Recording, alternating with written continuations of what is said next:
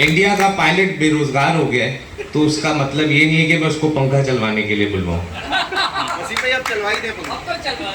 नरेंद्र मोदी कभी चाय की दुकान खोल लेता है तो हम बोलते हैं टी इज फैंटास्टिक।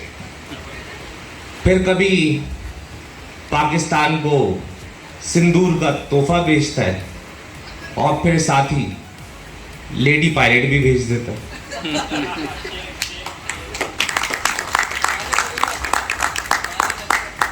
2 + 2 4। लेकिन हमने जल्दी बिजनेस फोरम के मेंबर को सिखाया, जब कोई पूछे व्हाट इज 2 + 2 तो जवाब दो आप कितना चाहते हैं।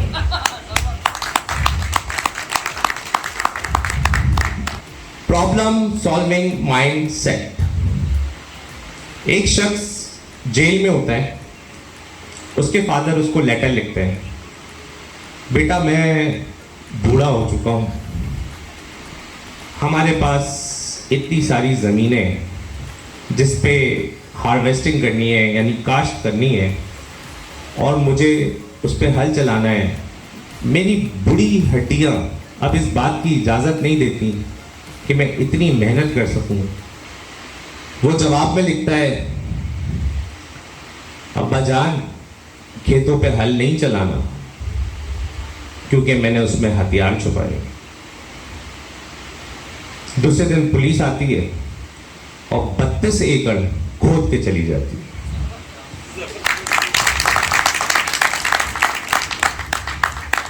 कि गलियों के आवारा बेकार कुत्ते के जिनको बख्शा है ज़ौक़े गदाई।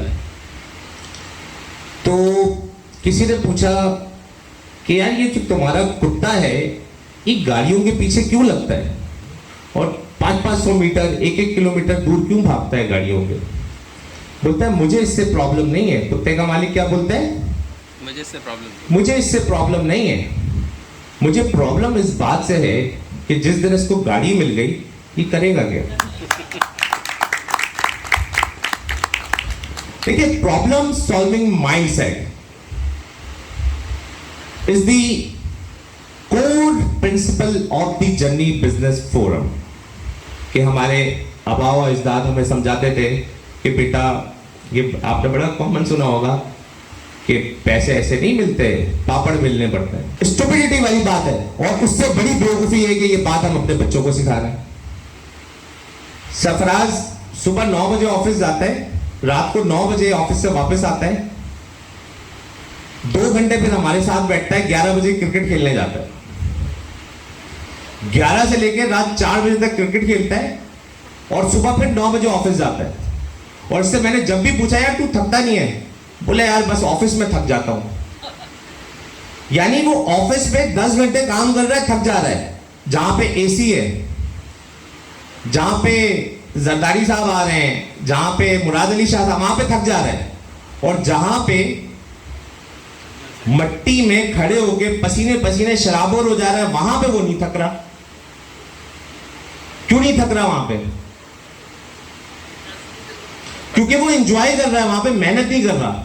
अगर आप में से कोई शख्स अपने ऑफिस जाता है और थक जाता है, ऑन दी अदर वर्ड कि वो पापड़ बेलने जाता है ऑफिस, तो मेरा उसको मशवरा है कि वो कल ही रिजाइन कर दे। कि जो हमारे गलत बिलीफ हैं, गलत बिलीफ इस तरह से कि अक्सर आपने देखा होगा कि बड़े बड़े हाथी जो होते हैं उनको छोटे से खूंटे में बांधा हुआ होता है। तो आपको क्या लगता है वो खूंटा हाथी तोड़ नहीं सकता, जड़ से उखाड़ के नहीं फेंक सकता? जैसे जो लोग थाईलैंड गए हों, श्रीलंका गए हों, वहां पे बड़ा रिलीजियस एलिमेंट समझा जाता है हाथी को, उस पर वो सफर भी नहीं करते, जिसको वो रिलीजियसली पाल रहे होते हैं, उसको छोटी बारीक सी जंजीर से एक उस पर बांध दिया जाता है और वो खड़ा रहता है। उसकी वजह ये कि बचपन में उसके जहन में एक बिलीफ क्रिएट कर दिया जाता है कि वो जब छोटा होता है उसको एक रस्सी से खूंटे में बांध दिया जाता है, वो तोड़ने की कोशिश करता रहता है लेकिन वो तोड़ नहीं पाता। तो उसका ये बिलीफ इस्टेब्लिश हो जाता है कि मैं इसको नहीं तोड़ सकता। और जब वो बड़ा हो जाता है, धियो हैकल हो जाता है, तो उस वक्त वो जो बिलीफ होता है उसको ये काम नहीं करने देता और इस तरह से वो जंजीर में बंधा रहता है। और इसी तरह से हम जंजीर में बंधे हुए हैं और जर्नी बिजनेस फोरम आपको उससे आजाद कराने के लिए आया है। टेलीग्राफ के बारे में बता दूं, 1982 में इसकी लॉन्चिंग हुई थी।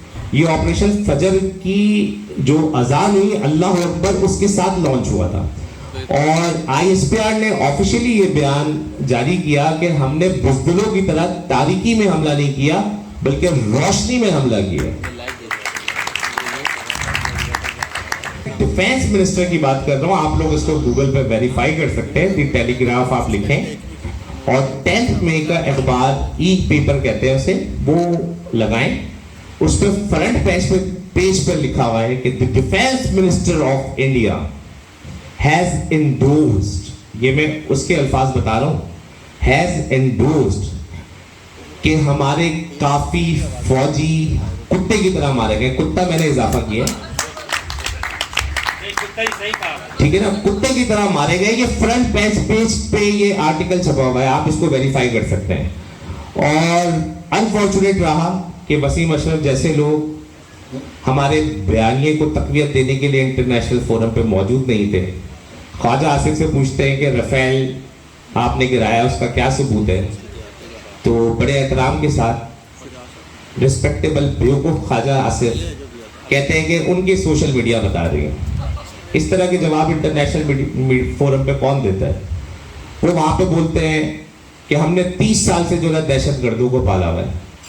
हमारी जबान खुश्क हो गई है बोलते हुए कि हमारा दहशतगर्दी से कोई ताल्लुक नहीं है, और वो इंटरनेशनल मीडिया फोरम पे बैठ के बोल रहा है कि हमने 30 साल से पाला हुआ है। तो मैंने कहा ना कि पढ़े लिखे जाहिल होते हैं, तो दी बिजनेस फोरम उन पे भी काम करेगा इंशाल्लाह, डोंट वरी।